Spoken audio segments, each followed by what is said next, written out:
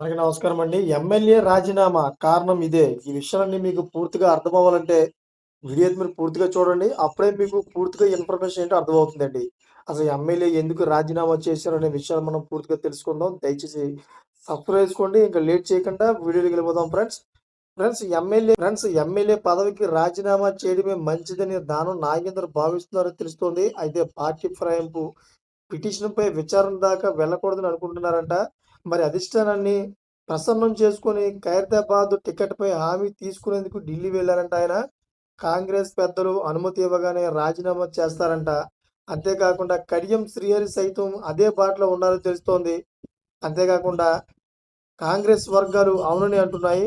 అయితే ఈ అంశంపై పార్టీలో జోరుగా చర్చ నడుస్తోంది. మరి బీఆర్ఎస్ టికెట్‌పై గెలిచి కాంగ్రెస్ పార్టీలో చేరిన 10 మంది ఎమ్మెల్యేలపై అనర్హత వేటు వేయాలంటూ కేటీఆర్ తదితర దాఖలు చేసిన పిటిషన్‌పై స్పీకర్ ప్రసాద్ కుమార్ విచారణ జరుపుతున్న సంగతి అందరికీ తెలిసిందే ఫ్రెండ్స్.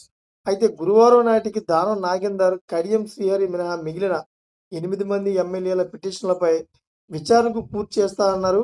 అంతేవిధంగా అనర్హత పిటిషన్లపై ఈ నెల 23 కల్లా వివరణ ఇవ్వాల్సిందిగా గురువారం దానం నాగేందర్, కడియం శ్రీహరులకు స్పీకర్ మరోసారి నోటీసులు జారీ చేసినట్టు తెలుస్తోంది.